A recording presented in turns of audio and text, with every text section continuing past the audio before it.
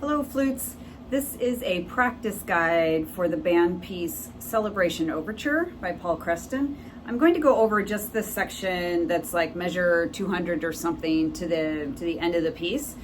It's very difficult, it's all up in the third register, and I'm going to go over how I have been managing it, some different fingerings or notes I'm taking out or whatever. I think I'll just play half of it and then go over some things and then play the other half.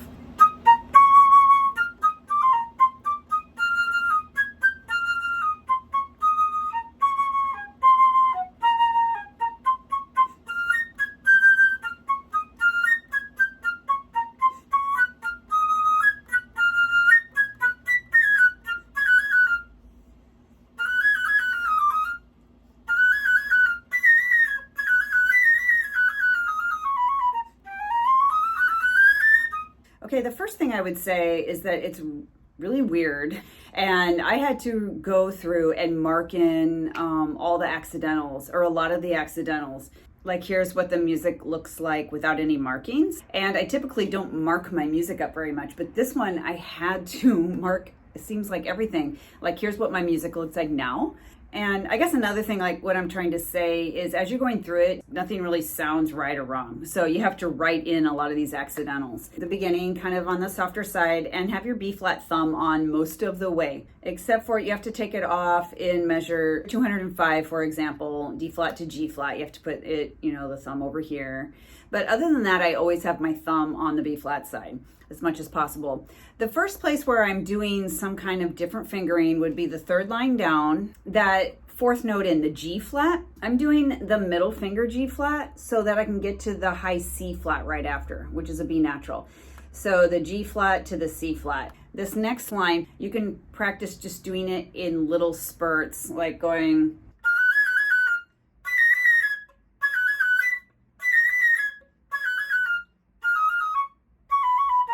and measure 209, that G flat in the last beat, also fifth finger, or I always call it my fifth finger, but your middle finger down, so that in the C flat in the next measure, you can get right to that C flat. In measure 211, I always land with my lever for the B flat, although you could do, the standard 1 and 1. I like the lever because going up after there, you have B flat, and I just leave it down, which is the whole point of the lever. B flat, and then you leave the lever down and do G, A flat, B flat. So you leave it down. The very last high B flat, I just don't bother with the trill key. So G, G sharp, A, and then I just lift off my A key to go to B flat. Okay, now for the second half, starting in measure 212.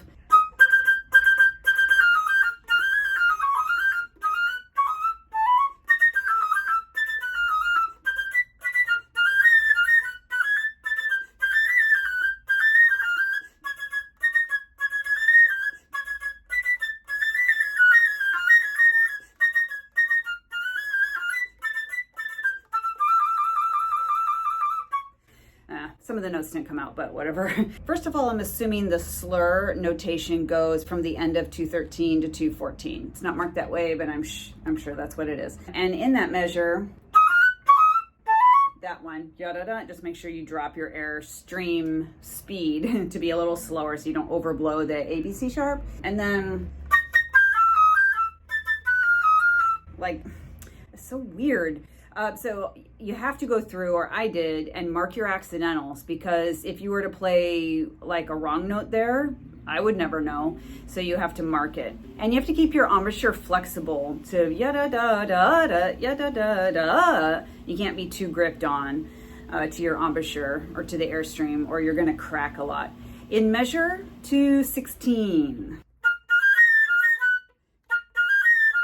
What I did is, when I got to that last B flat, I just take off the left hand fingers. So I'm playing B flat, like just thumb and first finger. So I practiced this a few times going,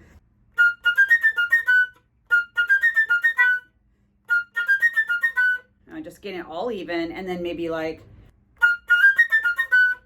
doing the first slur. Or you could do slurs of 2.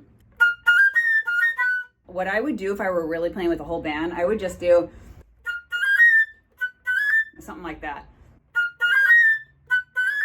You don't need to play all that. So wherever it's super, super difficult and you cannot get it, just take the notes out or a couple notes out so that you can like stay, you know, with the band. It just continues to be nasty after this. So you have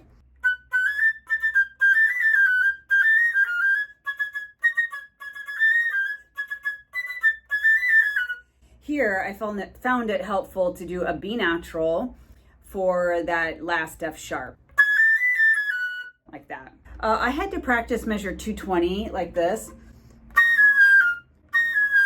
like the last two notes in that group of four with like an accent and thinking of it in just those two notes, like 2 + 2, yada hada. For whatever reason, that helps me a little bit. And then beat 2, the next group of four, I think about those first three notes together. I have them bracketed, yada da, like that. And that helps me. So that measure,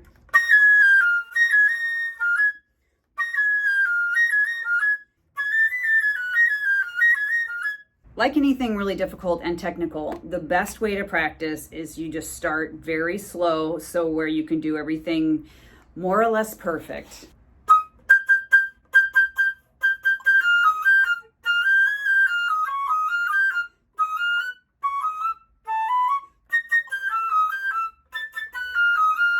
Like just be very, very clean and accurate. So like that's 72, and then I would go to 73 and play it again all the way down. And if that's good, you go to 74 and just only go as far as you can do it more or less perfectly.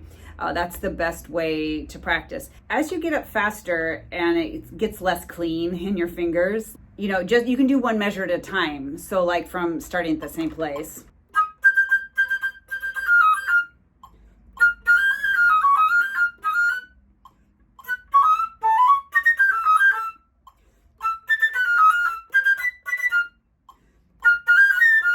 Oh, so nasty. Rest. Rest. Rest. Like you can just do it in a little I was earlier doing it one whole measure and then kind of taking a break. What the break does, it just gives a chance for your mind to be ahead of your fingers for a moment, just to like gather your thoughts. So you just do one little, you know, phrase or one measure and then just think and then do the next one. That's a good way to practice it as you're getting faster and faster.